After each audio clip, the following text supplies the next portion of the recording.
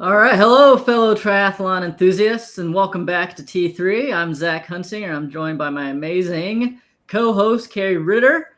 And today we're diving deep into a topic that's a game changer for triathletes of all levels, cross-training and strength conditioning. Triathlon is more than just swimming, biking, and running, if you can believe it. It's a demanding sport that requires a well-rounded approach to training. And that's where cross-training and strength conditioning comes into play. In this episode, we're going to highlight the immense importance of cross-training and strength conditioning to boost your overall triathlon performance. We'll discuss how these elements can enhance your endurance, prevent injuries, and help you become a more efficient and powerful athlete. Whether you're a newbie looking to understand the basics of a seasoned triathlete looking for fine-tune to your training regime, this episode is something for everyone. So grab your favorite workout gear, get ready to flex those muscles, and let's dive into the world of cross-training and strength conditioning. Get ready to take your triathlon game to a whole new level. But before we dive into that, we have to talk about something far more exciting than boring old strength training, which is Border Wars. That was was that 3 days ago, 2 days ago? When was it? What happened? It was Sunday. I don't know what day of the week it is. It was Sunday. So it was a good day. It was good weather for it. Well, actually, no, I take that back. It was not good weather for it. It was good weather for it if it was summer. It was annoying weather for it in October. So it was hot? Is that what you're saying? Or It was cool? stupid hot. Stupid. Yeah, it was like in the 80s on the run or in like the high 70s, which is just. I signed up for an October race to be cold. Mm-hmm. I wanted to be cold, and I sweat so much, and it's just not fair. Well, how was the bike? You said that they after our episode last week, and I brought up the course, and I was saying like how are you going to do your nutrition and water exchanges? You told me that what's up with the course?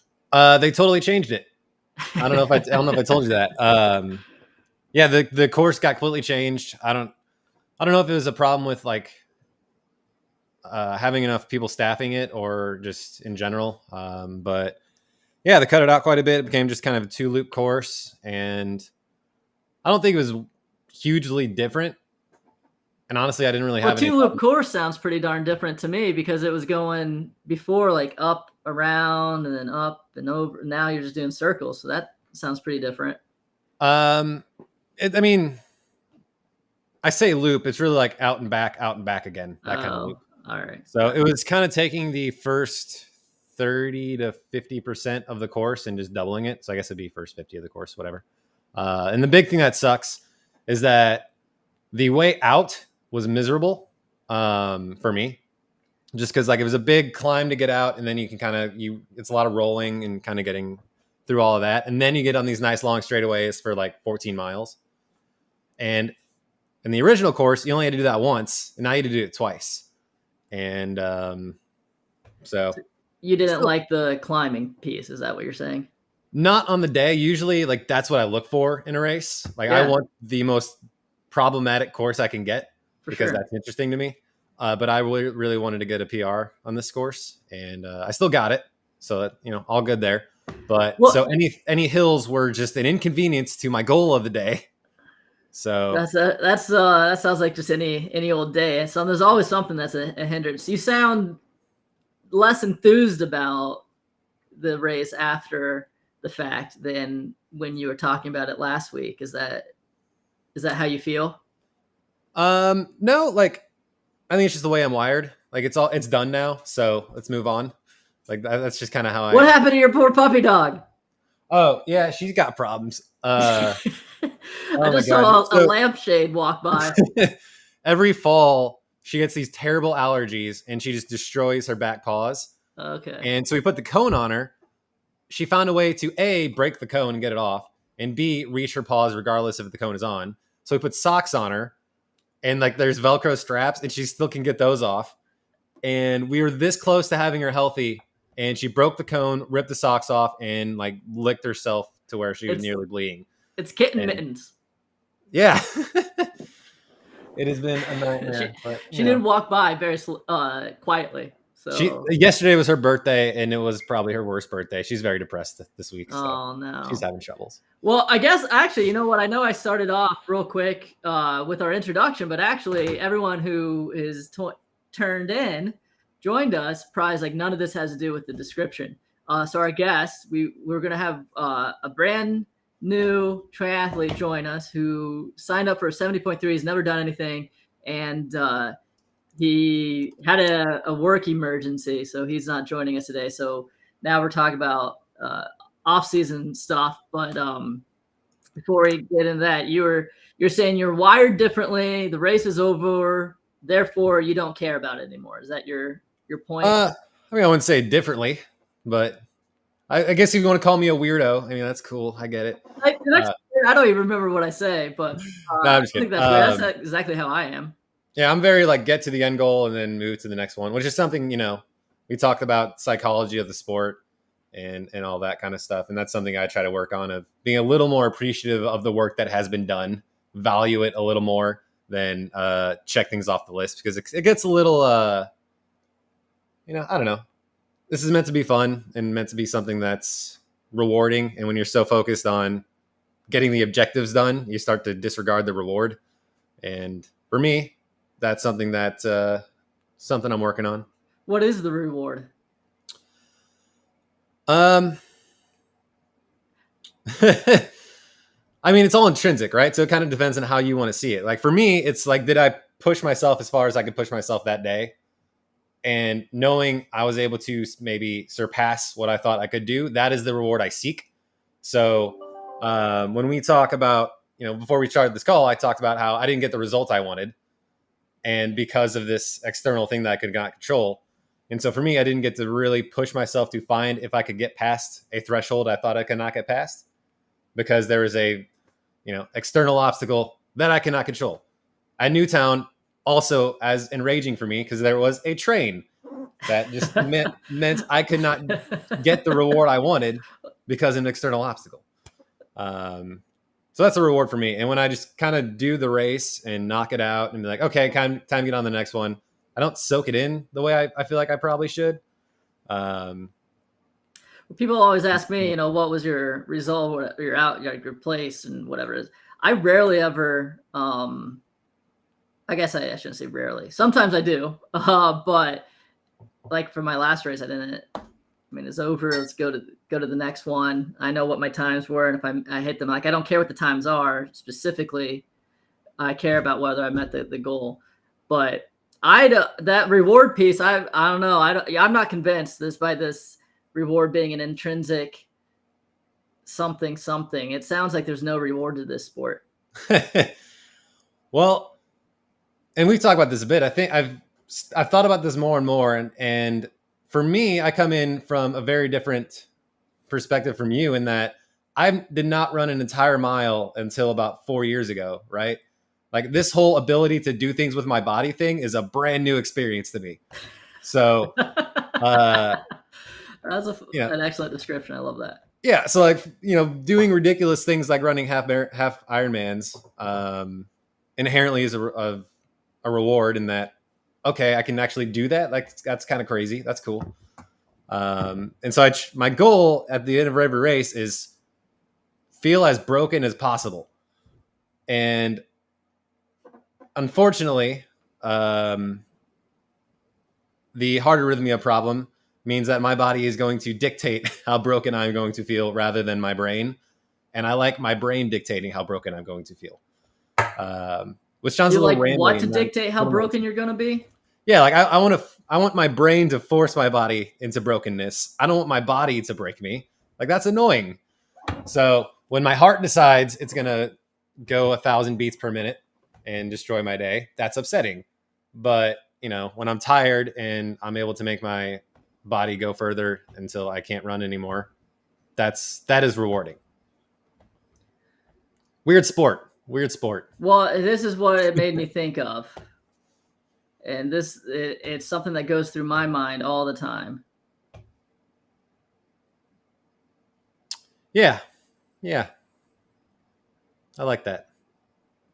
I think that through all the time. And I got to tell you, I think it's probably my spirit that ends up breaking before my body does for me. So I guess that's an advantage I may have over some people. You think your spirit breaks first? Oh yeah. Yeah. Oh. I mean, I guess it's kind of like this conundrum. So, I don't know if we're ever going to get the topic. Who cares? So I came back from the race in Worlds 3 weeks ago. First week after, it's just like don't really do anything, allow yourself to recover. Second week is kind of like all right, work back up to it. And then third week, which is last week, the kids were sick, and that kind of blew up my ability to do any training. And then I got sick, so I wasn't doing any training from that point of view. So basically, I've had like 3 weeks off, and I just restarted my training. It's amazing. I found I lost like a month's worth of fitness, as Training Peaks quantifies that, for every week I was off. So I'm roughly like 33 months behind where I was at the start of Worlds, which is just absurd. So like 30 points down. Anyway, so restarting yesterday, and I have Arizona coming up in 6-7 weeks. So there's not like really any moments to ramp up. The reason I kind of give this sort of long-winded explanation of why I think my spirit breaks before my body is, well, yesterday it was a moment of humility. Nothing was going well. Lost 2 or 3 hearings, missed a meeting. Our soccer team's not winning. Like I want the youth team. St. Louis City's doing great. That's not the team I'm talking about. And so I'm feeling down, and like I just have not been able to hit my numbers. And I messaged coach. I was like, look, I think this FTP is too high. Like I'm not one to admit that, but this is the position I feel like I'm in. And so I looked at my Training Peaks to see what training I had to do next, and it was full FTP again for an hour session basically last night. And I was like, all right, well, let's see what happens. And I was going, and like felt like I was going to throw up. You could feel like the lactate coming into my heart, like my lungs were full. Like it's 3 weeks of nothing, and then suddenly going full tilt for an hour is an incredible shock to the system. Yeah. And I was like, all right, look, I can't do this anymore. And so I had to pause like 3/4 of the way through and go like nothing, just spin 40 watts or whatever. And so that's why I say I think it was my spirit, because it was a conscious decision to stop, and I did. So I think that is my spirit breaking, not my body. Well, if you're not hitting your power numbers, though, that's well, there's also the balance of if you nail that workout today and you push through it and you felt like crap, what's to say tomorrow is going to be like you could be in much worse shape the next day. So for me, I would take that as I need the recovery so I can execute better tomorrow. So that's true and false all at once. It's an alternative fact. So I was hitting the numbers. So it wasn't like I was like I don't know, whatever. I don't think I'll do my watts. Who cares? So I was hitting 250, and that's where I needed to be. And then like I was like, I can't do this anymore, so I stopped. So I think like it wasn't like, oh, I was going 250, 220, 200, 180, and I was like, all right, it's time to stop. It was like, look, I just can't do this anymore. I was already losing my cadence, and so I don't know. I was just like, I can't do it anymore. And then yeah, you're right about you don't want one workout that week to blow up your whole week's training. You're right about that, but I this is actually why I think we talked about the other week, like having a personal coach is far better than the AI. I don't think the AI is going to be able to take that into account. Yeah. But I've managed to blow up my week's training many times, not because I had a failure of spirit, if you will, or a failure of body. Like I don't think if I did the workout, no matter how difficult it is, as prescribed, it has never affected any of my other trainings. So I don't think today my training is going to be bad because of how hard I push. Yes, I think today's training is going to be bad because I'm out of shape and I'm doing training that is assigned to someone in much better shape than I am typically. But I have certainly blown up my week when I've gone beyond what I've been prescribed. Like if I was like, you know what, I'm actually feeling pretty good, I'm going to go an extra 10% of my power, or I'm going to go an extra 20 minutes today on the run because I'm feeling good. Or I'm not going to follow my zone 3 heart rate because I really want to sprint right now. Like those are the workouts when I've gone rogue that have blown up the rest of the week. It's training. Yeah, I pretty much do the same thing. Well, I was going to say that's why I like training off of heart rate over power and pace, because for me, like I'm putting out the best I can do for the day. And sometimes, maybe that's not the power I want to be hitting, but I know that, from RPE and from heart rate, I'm in the zone that I can best produce that work that I'm trying to hit. And, maybe the power metrics could be a little bit more dialed and a little more focused, but for me, it kind of gives me that leeway to give myself some grace and feel more comfortable with what I'm trying to do. I've noticed that running off pace and like in the pool, I also have this problem. I have these weird anxieties around hitting those numbers, around how much distance is left in the interval, like that kind of stuff, to where like I lose motivation so much off of that. But for running, if it's 1 hour and I'm holding a certain heart rate zone, I have no problems at all. I just go run. I just do the thing. But the second we start introducing pace numbers and we start introducing distance numbers, it kind of stresses me out. And that sounds like an issue of spirit than body to me. It could be. When you say that you don't feel motivated or doubtful, maybe like that I'm not going to make it to the end, starts creeping in. It's not that I don't think I can make it. It's just that I don't like that setup. Like personally, it just kind of brings a sense of anxiety or frustration to me and that's not just in training really. Like in my whole life around timing structures, I get weird kinds of anxieties around it where it just frustrates me more than anything and takes my focus away from the task at hand. I don't think you're unique in that, or at least I'm a similar way. So this is like 2 or 3 points that you make that I find fascinating if our flaky guest who would have shown up, I think this is something I would have shared with him. So for everybody else who wants to know, the power numbers and pace numbers, like I think you're right that they make it more difficult for you to perform training well. So if I'm supposed to do an easy day on the bike, back when I used Zwift, I just covered up. I taped paper on the television so I wouldn't see my watts. So I wouldn't just go perceived effort and heart rate. Otherwise, as soon as I would be trying to get whatever and I shouldn't be, I've stopped running with pace on my watch. I don't think I just do time and heart rate and cadence for that. And then with the swim, this is the worst part. And I think this is why I took your lead on making turning off public Strava workouts, because then I'm swimming, I'm like, man, I got to keep my 130 per 100, even if I'm doing like something that's slow, like kicks, form, or whatever. Like in my mind, I'm like, if I'm doing length distance, I'm like, oh man, I'm gonna look so slow today on Strava if I don't push, and that just defeats the whole purpose. It destroys the effort. It's a weird thing, man. Like I had personally, to my conscious brain, I do not care what anyone thinks about my numbers on Strava, but the second I turned that off, somehow made things feel better when I'm doing easy efforts. Yep. So there's got to be some sort of hidden ego back there that's like, no, you got to make sure people know you can run 9 minutes per mile, which is significantly better than 9:15 per mile. Completely insignificant. You're a competitive athlete, whether you want to admit it or not, and that's where it comes from. I know I'm secretly competitive because the second I got on Zwift, I'm like, I'm going to drop this guy. And so I push really hard and drop this random person who doesn't even know we're racing. So I know secretly it's probably back a bot. there, He's probably not even paying attention to you. Doesn't even care.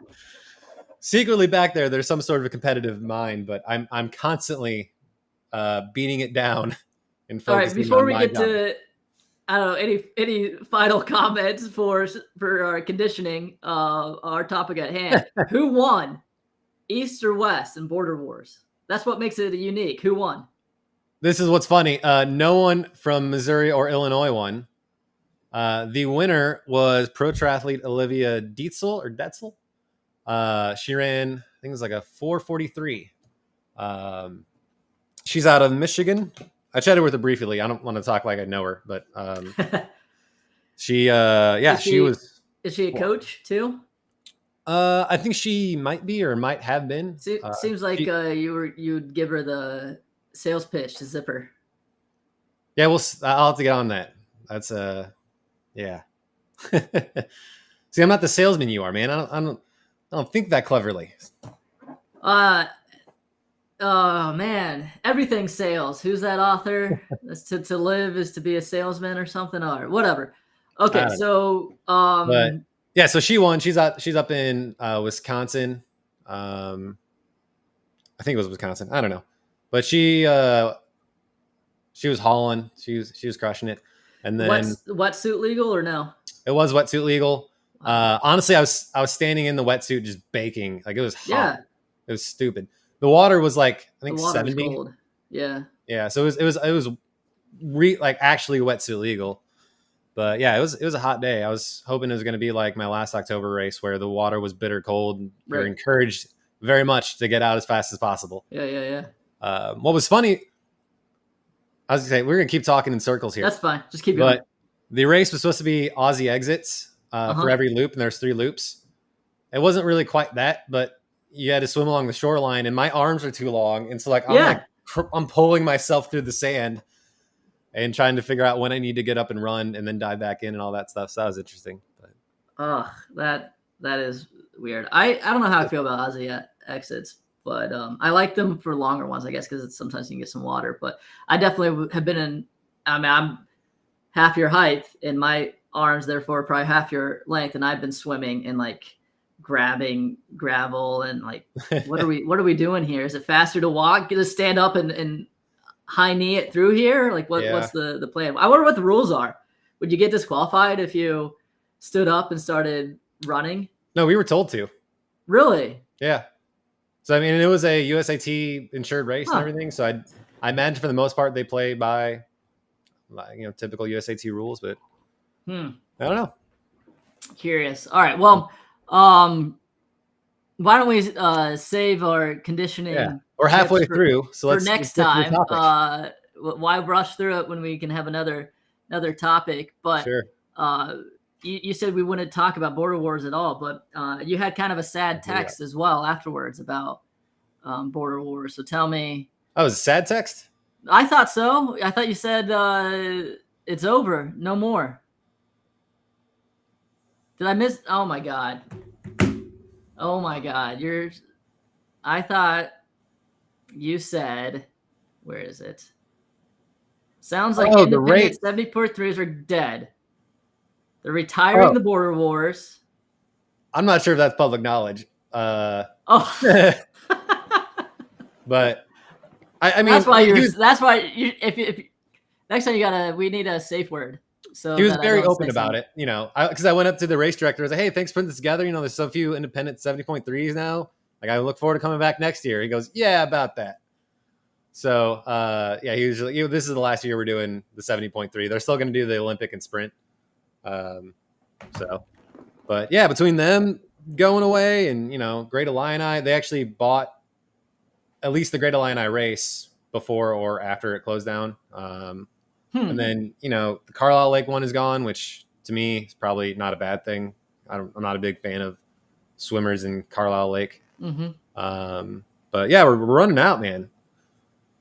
Yeah, I find that so wild. I've never done an Ironman 70.3, and I mean those are good races. I am sorry to see them disappear. Of course, our guest. I'm just going to put like a picture of him on TikTok and to talk about him. He signed up for an Ironman 70.3, so he's part of the problem. We should complain to him. Well, I feel like I got egg on my face for sharing private information on such a incredibly highly watched show with tons of numbers. I hope that doesn't I don't get a cease and desist letter for that. I think we're all good. All right. Well, until next time, we'll catch you. We need an outro, like a catchphrase or something. Keep trying, you can do it. Yeah, we'll workshop that. We'll work on it a little bit. You just leave me there hanging. Why am I always doing the intros and the out? Like, you're the co-host. You said you're the salesman. That's what intros and outros are for. All right. Well. Yeah, you backed yourself into a corner on this one. No, probably. I'm known to do that. Well, here's what I'll say just as an aside, since we're rambling, is that we definitely want to have more guests, and Carrie's going to line up several. He's already messaged me 10 excellent guests. I'm excited for those. I got one guest and he flaked, so we'll see if I can get anybody else. So yeah, stay tuned. I got Lionel, Jan, Collins, got all the greats of the sport lined up. Oh, I would pee myself. Right? I would pee myself if Lionel joined. For sure. Not that'd be wild. That's what. All right, whatever. We'll share conditioning stories later. I was going to talk about that, but all right. Well, thanks everybody for watching. We'll catch you next time.